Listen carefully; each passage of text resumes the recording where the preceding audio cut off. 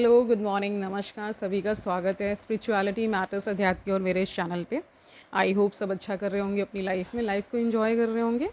और आजकल जो हम प्रश्न उत्तर की जो सीरीज़ लेकर के आए हैं, जिसमें प्रश्नकर्ता प्रश्न करते हैं और कृष्णमूर्ति उसका उत्तर देते हैं। कोई ना कोई टॉपिक हमारे ही जीवन से होता है, उसको हम कर रहे हैं। उस ज्ञान से भी हम बहुत कुछ सीख रहे हैं, हमें हमारे ही प्रश्नों के उत्तर मिल रहे हैं। और जब हम बहुत डेप्थ में जा रहे हैं इन सब प्रश्नों के उत्तर को खोजने के लिए, तो हमें हमारे ही प्रश्न कहीं ना कहीं दिख रहे हैं कि हम भी होते वहाँ पर, तो ऐसा ही कोई प्रश्न करते। तो आज जो हम टॉपिक लेकर के आए हैं उसका शीर्षक है खुशी। हम सब खुशी चाहते हैं अपने जीवन में। खुशी क्या है, इसके क्या मायने हैं, इसके आध्यात्मिक जीवन जब आप जीते रहते हैं तो खुशी का क्या महत्व है ना। इससे क्या क्या हम इस श्रृंखला को चलाते हुए क्या क्या हम नया सीख सकते हैं, आज जानते हैं।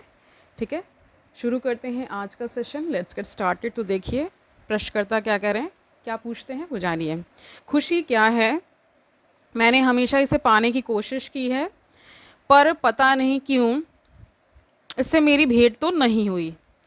मैं लोगों को कई कई ढंगों से मौज मस्ती करते हुए देखता हूँ, पर काफ़ी सारी चीज़ें जो वे किया करते हैं इस कदर अपरिपक्व और बचकानी प्रतीत होती हैं। मेरा अंदाज़ा है कि लोग अपने अपने ढंग से खुशी मतलब खुश हैं, अपने अपने ढंग से खुश हैं, पर मैं एक अलग तरह की खुशी चाहता हूँ। तो जो यहाँ प्रश्न करता है वो एक कह रहे हैं कि वो एक अलग तरह की खुशी को चाहते हैं। क्यों चाहते हैं वो भी जानेंगे हम। मुझे कभी कभार इसके संकेत तो मिले हैं, पर शायद इसे हासिल करना मुमकिन हो, पर जो भी हो मुझसे तो यह हमेशा बच निकलती है। मेरी समझ में नहीं आ रहा कि सच में पूरी तरह से खुशी का एहसास पाने के लिए मैं क्या कर सकता हूँ। कृष्णमूर्ति कहते हैं, क्या आप सोचते हैं कि खुशी अपने आप में एक लक्ष्य है? मतलब उसको लक्ष्य बता रहे हैं। क्या लक्ष्य, ये प्रश्न करते हुए पूछ रहे हैं। क्या प्रज्ञापूर्वक जीने में यह एक सहवर्ती घटना की तरह है? प्रश्नकर्ता कहते हैं, मेरे विचार में तो यह स्वयं में ही एक लक्ष्य है, क्योंकि अगर खुशी है तो आप जो भी कुछ करेंगे उसमें सुसंगति होगी, तब आप चीज़ों को बिना किसी प्रयास या प्रतिरोध के सरलतापूर्वक कर पाएंगे। मुझे यकीन है कि इस खुशी के तहत आप जो भी कुछ करेंगे वह सम्यक होगा, वह सम्यक ही होगा। कृष्णमूर्ति कहते हैं, लेकिन क्या ऐसा है? क्या खुशी स्वयं में ही एक ध्येय है? सद्गुण अपने आप में ही तो लक्ष्य नहीं है। अगर है तब तो वह बड़ा ही क्षुद्र मसला हो जाएगा। क्या आप खुशी की तलाश कर सकते हैं? अगर आप वैसा करते हैं तब आपको शायद तमाम किस्म के मन बहलावों एवं अतिभागों में इसका एक कृत्रिम कृत्रिम यानी बनावटी जाली रूप मिल जाएगा। यही सुख है, प्लेजर है। सुख और खुशी के बीच क्या रिश्ता है, ये पूछ रहे हैं। प्रश्नकर्ता कहते हैं, मैंने कभी खुद से यह नहीं पूछा, यानी उन्होंने कभी ये नहीं पूछा कि खुशी और सुख में क्या रिश्ता है। कृष्णमूर्ति कहते हैं, सुख की तलाश को ही गलती से खुशी कह दिया जाता है, पर क्या आप खुशी के पीछे दौड़ सकते हैं? जिस तरह आप सुख का पीछा करते हैं, निश्चित ही हमें इस बारे में स्पष्ट होना चाहिए कि यह सुख, लालसा या मजा खुशी है या नहीं है। ठीक है, सुख तो तृप्ति, संतुष्टि, अतिभोग, मनोरंजन व उत्तेजना है। हम में से ज़्यादातर यही सोचते हैं कि सुख ही खुशी है, और सबसे बड़े सुख को हम सबसे बड़ी खुशी मान लेते हैं। और खुशी क्या नाखुश होने का विपरीत है? ऐसा भी पूछ रहे हैं। कृष्णमूर्ति ही पूछ रहे हैं, क्या आप इस वजह से खुश होने की कोशिश कर रहे हैं क्योंकि आप नाखुश और असंतुष्ट हैं? क्या खुशी का कोई विपरीत, कोई उलट भी होता है? क्या प्रेम का कोई विपरीत हुआ करता है? क्या खुशी के बारे में आपने जो प्रश्न किया है उसकी वजह आपका नाखुश होना है? प्रश्नकर्ता अब जवाब देते हैं, कहते हैं, बाकी संसार की तरह मैं भी खुश नहीं हूँ और स्वभावतः मैं नाखुश नहीं रहना चाहता, और यही दशा है जो मुझे खुशी की तलाश करने के लिए अभिप्रेरित कर रही है। कृष्णमूर्ति फिर कहते हैं, तो आपके लिए खुशी नाखुश रहने का विपरीत ही है। अगर आप खुश होते तो आप इसे ना तलाश रहे होते, मतलब तलाश आपकी नहीं होती। अगर कोई भी इंसान खुश होगा तो फिर वो खुशी की तलाश क्यों करेगा, ठीक है। अतः महत्वपूर्ण बात खुशी नहीं है, बल्कि यह है कि क्या यह नाखुश रहना खत्म हो सकता है या नहीं। वास्तविक समस्या यही है ना। आप खुशी के बारे में प्रश्न पूछ रहे हैं क्योंकि आप खुश नहीं हैं, और आप इसे बिना यह पता लगाए पूछ रहे हैं कि क्या खुशी नाखुशी का विपरीत है। प्रश्नकर्ता कहते हैं, अगर आप इसे इस ढंग से रख रहे हैं तो मुझे यह स्वीकार्य है। मेरा सरोकार यही तो है कि जिस कष्ट क्लेश में मैं हूँ उससे मुक्ति या कैसे हुआ जाए, उससे मुक्त कैसे हुआ जाए, इससे मुक्ति कैसे मिले। कृष्णमूर्ति कहते हैं, अधिक महत्वपूर्ण क्या है, खुशी के अभाव को समझना या खुशी के पीछे भागना। अगर आप खुशी का पीछा करते हैं तो यह खुश न रहने की अवस्था से एक पलायन बन जाता है, और इसलिए वह अवस्था हमेशा बनी रहेगी, शायद ढकी छुपी लेकिन हमेशा मौजूद, भीतर पकते घाव की तरह। तो आपका प्रश्न क्या है, ठीक है। तो प्रश्नकर्ता पूछते, मेरा प्रश्न अब यह है कि मैं इस तकलीफ दे हाल में क्यों हूँ। आपने एकदम सटीक तौर पर मेरी वास्तविक अवस्था की ओर ध्यान दिलाया है, बजाय मेरा मनचाहा उत्तर देने के। अतः अब मेरा सामना इस प्रश्न से है कि जिस दुर्दशा में मैं हूँ उससे छुटकारा कैसे पाऊँ। कृष्णमूर्ति कहते हैं, क्या एक बाह्य अभिकरण एजेंसी आपको अपनी दुर्दशा से छुटकारा दिलवाने में सहायता कर सकती है? चाहे यह बाह्य अभिकरण ईश्वर हो, कोई सिद्ध पुरुष हो, मास्टर हो, या कोई ड्रग अथवा मसीहा हो, या फिर क्या व्यक्ति में वह प्रज्ञा व इंटेलिजेंस हो सकती है जो इस नाखुशी की प्रकृति को समझ ले और इसे तत्काल पेश आए। प्रश्नकर्ता कहते, आपके पास मैं आया क्योंकि मैंने सोचा कि शायद आप मेरी मदद करें। तो आप स्वयं को भी एक बाह्य अभिकरण कह सकते हैं। मुझे मदद चाहिए और फ़र्क नहीं पड़ता कि ये किससे मिल रही है।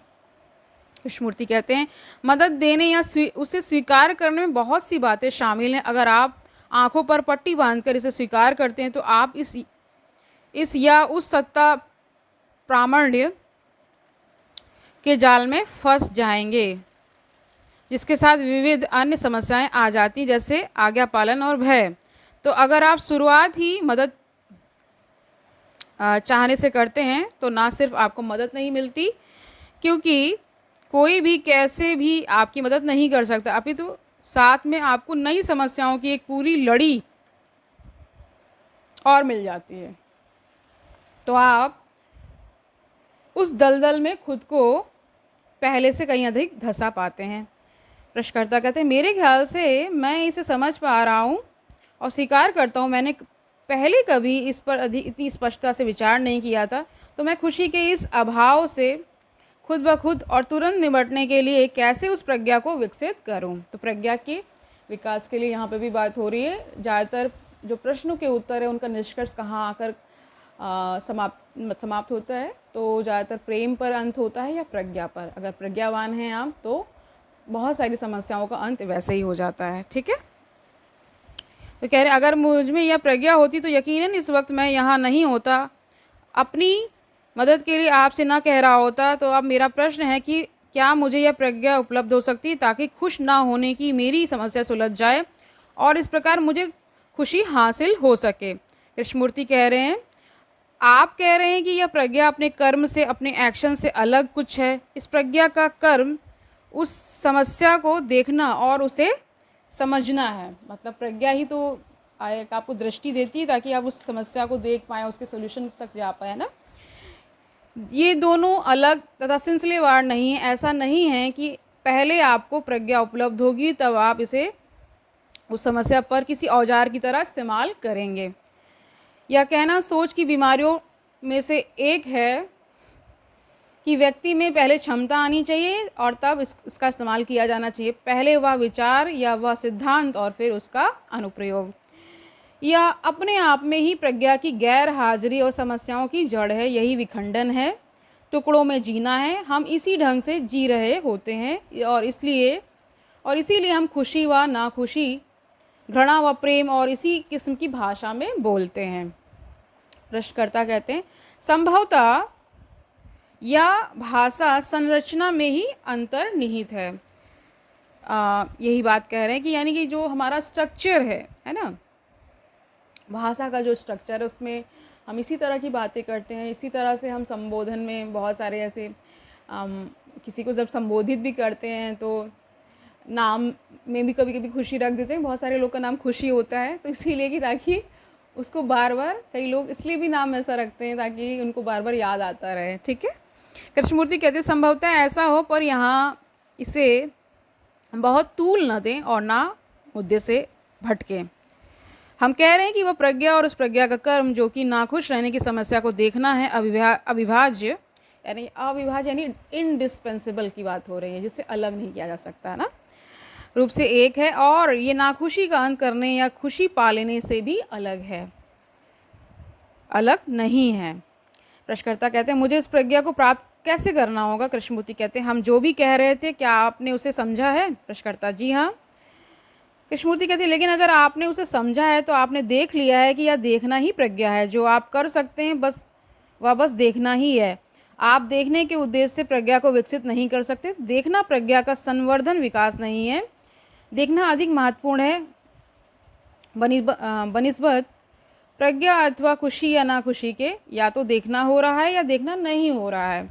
बाकी सारा कुछ खुशी का अभाव और प्रज्ञा दो शब्द मात्र हैं। प्रश्नकर्ता कहते हैं तब यह देखना होता क्या है? कृष्णमूर्ति कहते हैं देखने का अर्थ है यह समझना कि विचार कैसे विपरीतों की रचना करता है। यानी विचार, आप देखिए जैसे कल ही मैं बात कर रही थी तो उसमें समझ में आ रहा था, जैसे आप कोई थ्योरी बनाते हैं उसकी एक एंटी थ्योरी आती है, इसी तरह से वो क्रम चलता रहता है। यानी आप कोई भी सिद्धांत लें उसका अपोजिट सिद्धांत जरूर आपको मिलेगा। जैसे आप कोई बात कहते हैं उसका अपोजिट भी जरूर मिलता है। ठीक है, तो यही बात यहाँ पे भी है। कह रहे देखने का अर्थ यानी कृष्णमूर्ति कह रहे हैं देखने का अर्थ है यह समझना कि विचार कैसे विपरीतों की रचना करता है। जिसे विचार रचता है वह वास्तविक नहीं है। देखने का अर्थ है विचार, स्मृति, द्वंद्व और धारणाओं की प्रकृति को समझना। इस सब को एक संपूर्ण प्रक्रिया के रूप में देखना ही समझना है। यही प्रज्ञा है। पूर्णता से देखना प्रज्ञा है। अपूर्णता से विखंडित रूप से देखना प्रज्ञा का अभाव है। यानी जैसे हमने कल भी जाना था कि समग्रता में जो देखता है वही असली देखना होता है। प्रश्नकर्ता कहते हैं मैं यहाँ थोड़ा सा चकरा गया हूँ। मेरे ख्याल से मैं इसे समझ तो रहा हूँ पर बात बहुत महीन है। मुझे इसमें एहतियात से उतरना होगा। आप यह कह रहे हैं पूरी तरह से देखें, पूरी तरह से सुने। आपका कहना है कि यह अवधान या अटेंशन ही प्रज्ञा है, और आप यह भी कह रहे हैं कि इसे तत्काल घटित होना चाहिए। हम सिर्फ अब इसी पल ही देख सकते हैं। मैं जानने को उत्सुक हूँ क्या मैं वाकई अभी इस पल देख रहा हूँ, अथवा क्या मैं घर लौटकर आपने जो कहा है उस पर सोच विचार करने वाला हूँ, इस उम्मीद के साथ कि बाद में कभी देख पाऊँगा। कृष्णमूर्ति कहते हैं तब तो आप कभी नहीं देखेंगे। इस पर सोच विचार करने में आप इसे कदापि नहीं देख पाएंगे, क्योंकि सोचना तो देखने को होने ही नहीं देता, उसमें बाधा बन जाता है। हम दोनों यह समझ चुके हैं कि देखने का अर्थ क्या होता है। यह देखना कोई निष्कर्ष निचोड़ अथवा कोई अमूर्त कल्पना या कोई विचार धारणा नहीं है। अगर देखने के लिए कुछ नहीं है तो आप देख नहीं सकते। अब आपके समक्ष समस्या नाखुशी की है, खुशी के अभाव की है। देखें इसे पूरी तरह। खुश होने की अपनी चाहत के समेत देखें कि विचार कैसे किसी विपरीत को रच लिया करता है। खुशी की उस तलाश को और खुशी हासिल करने की खातिर मदद ढूंढते रहने के उस उपक्रम को देखें मायूसी को, आशा को, भय को। इस सब को संपूर्णता से समग्र रूप से देखना होगा, अलग अलग नहीं। इस सब को अभी इसी पल देखें। अपना समग्र अवधान यानी पूरी अटेंशन दें इस पर। प्रश्नकर्ता कहते हैं मैं अभी भी हक्का बक्का हूँ। मुझे मालूम नहीं कि मैं इसके सार को, इस समग्र तत्व को ग्रहण कर पाया हूँ कि नहीं। मैं अपनी आंखें बंद करके यह देखने के लिए स्वयं के भीतर बैठना चाहता हूँ कि क्या बात वस्तुतः मेरी समझ में आ गई है। अगर मैं इसे समझ पाया हूँ तब मैंने अपनी समस्या का समाधान भी कर लिया है। तो देखिए यहाँ पे भी प्रश्नकर्ता ये समझ पाए हैं कि पूरी तरीके से देखना क्या है, और खुशी का भाव।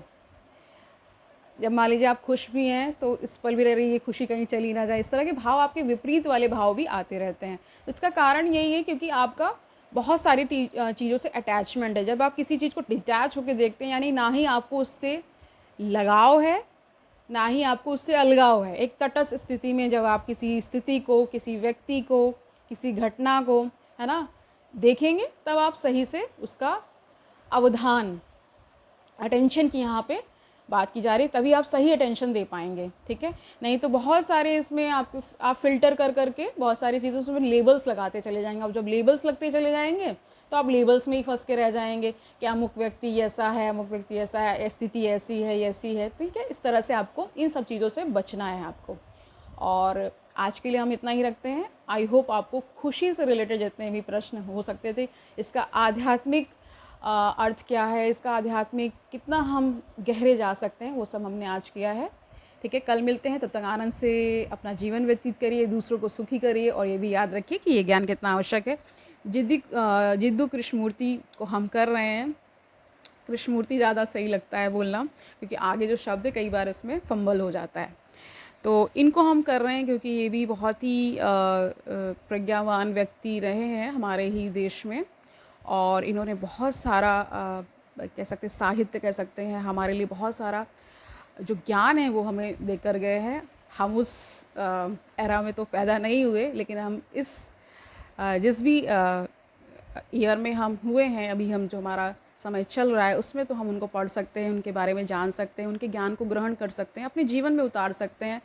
ये धीरे धीरे आपको ये समझ में आ रहा होगा कि सही से देखना क्या है, समग्रता से देखना क्या है, जीवों पे या अन्य किसी पे प्रेम भाव रखना क्या है, प्रेम क्या है, ये सब हम जान रहे हैं। कि किताब प्रेम क्या है उस पर भी हम कभी चर्चा करेंगे। बहुत सुंदर किताब है, पढ़ना चाहिए सबको। जो बुक लवर हैं वो पढ़ते ही होंगे। ठीक है, तो आज के लिए इतना ही रख रहे हैं, कल मिलते हैं। तब तक आनंद से रहिए, सुखपूर्वक अपना जीवन व्यतीत करिए, दूसरों को सुखी करिए, और ये भी याद रखिए ये ज्ञान कितना आवश्यक है।